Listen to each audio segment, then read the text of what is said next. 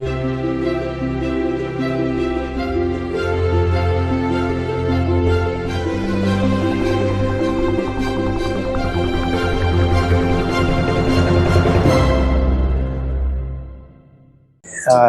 of all, எனக்கு doctor மோகனை thank பண்ணேன் because with his idea of making this event happen. அப்போ எனக்கு இந்த ஐடியாஸ் எல்லாம் இன்னைக்கு ஷேர் பண்ண முடிஞ்சது உங்கள் முன்னால். And I hope that this will inspire youth, children to take on career in science, in engineering, research. There are great examples like Dr. Mohan, who have dedicated 50 years, 50 வருஷம் diabetes research பண்ணியிருக்கார். அது மாதிரி research பண்ணி இந்தியாவிலேருந்து வேர்ல்டுக்கு contribute பண்ணலாம். That's I think request, or let's say a requirement from rest of the world for India to contribute. We can do it.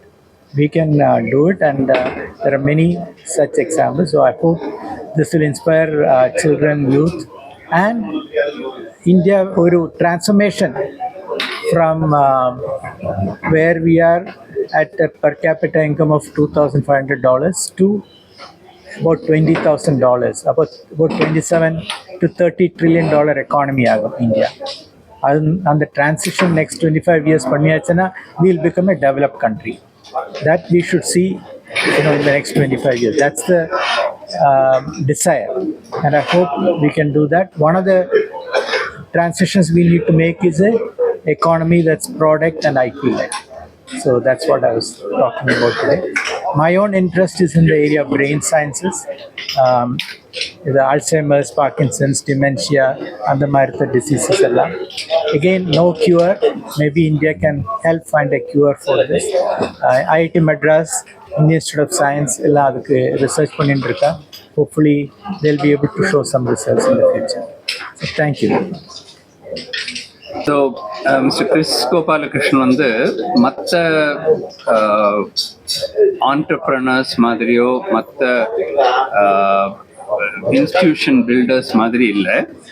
இப்போ Infosys create பண்ணதே அது ஒரு பெரிய is one of the co founders. அதுவே இந்தியாவுக்கு ஒரு பெரிய ஒரு பெருமை அது. பட் அதுக்கப்புறம் லாஸ்ட் 10 இயர்ஸாக சொசைட்டிக்கு ஏதாவது செய்யணும்ன்றது அவருடைய நோக்கம். இப்போ பலரும் வந்து ஆண்டர்பிரனர்ஸ் மற்றவங்களும் மற்ற ஃபிலாந்த்ரோபிஸ்டும் இந்தியாவில் இருக்காங்க. அவங்க பல இதில் டொனேட் பண்ணுவாங்க, சேரிட்டிக்காகவோ வாட்டருக்காகவோ வேறு எதுக்காகவோ. பட் கிறிஸ் கோபாலகிருஷ்ணன் வந்து ரிசர்ச்சுக்காக, ஆராய்ச்சிக்காக செய்யணும்.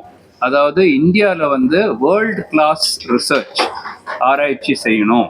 இந்தியா தான் உலகத்துக்கே ஒரு முன்காட்டாக இருக்கணும், ஒரு உதாரணமாக இருக்கணும்.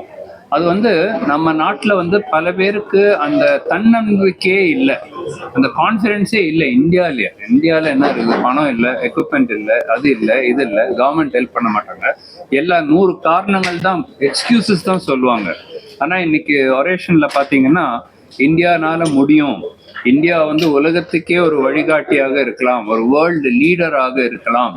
இந்த மாதிரி நம்ம ஒரு தன்னம்பிக்கை இருந்தால் தான் அது செய்ய முடியும். இப்போ பல பேர் சொல்லியிருப்பாங்க இந்தியாவில இருந்து 3 அதெல்லாம் சும்மா சொல்லுவாங்க, முதல்ல ஃபெயில் ஆன மாதிரி மறுபடியும் ஃபெயில் ஆக போகுது, இந்தியன் இது எப்படி இருக்குதுன்னு. பட் டிஸ்ப்ரூவ் பண்ணிட்டோம் இல்லையா? அதே மாதிரி இப்போ வேர்ல்டுல வந்து ஒரு ஒலிம்பிக் சாம்பியனா இப்போ நீரஜ் சோப்ரா வந்து ஒரு இதுல வந்து ஒரு கோல்டு மெடல் வின் பண்ணுன்றது 5 வருஷம் முன்னாடி 10 வருஷம் முன்னாடி nobody would have thought it's possible. இப்போ இந்தியாவில் வந்து இப்போ ஸ்டார்டட் பிகமிங் பாசிபிள். அதே மாதிரி வந்து மெடிக்கல் ரிசர்ச்சில், ஆராய்ச்சியில் வந்து இந்தியா வந்து நம்பர் 1ல இருக்கலாம். அது ஏன் பண்ண முடியும்னு கேட்டிங்கன்னா, இந்தியாவில் இருக்கிற பேஷண்ட்ஸ் மாதிரி எங்கேயுமே கிடையாது, வெல் ஆர்கனைஸ்ட் இது. 2வது வந்து ஆங்கில மொழி. இப்போ சைனாலாம் எடுத்துட்டிங்கன்னா அவங்களுக்கு அது ஒரு டிஸ்அட்வான்டேஜ் இருக்கலாம். இந்தியாவில் வந்து இங்கிலீஷ்லேயும் அதே வெரி. அப்புறம் 3வது கம்ப்யூட்டர் ஸ்ட்ரென்த் வந்து நம்ம தான் ஐடி கேபிட்டல், வேர்ல்டுக்கே ஐடி கேபிட்டல். எல்லாமே இங்கே இருக்குது, பெஸ்ட் சயின்டிஸ்ட் இருக்காங்க. இப்போ வந்து எல்லா கவர்மெண்ட்டும் வந்து இப்போ கொஞ்சம் அதுக்கு சப்போர்ட் கூட கொடுக்க ஆரம்பிச்சிட்டாங்க. முன்னெல்லாம் வந்து பணம் கிடையாது, இப்போ வந்து அதில் இருக்கு.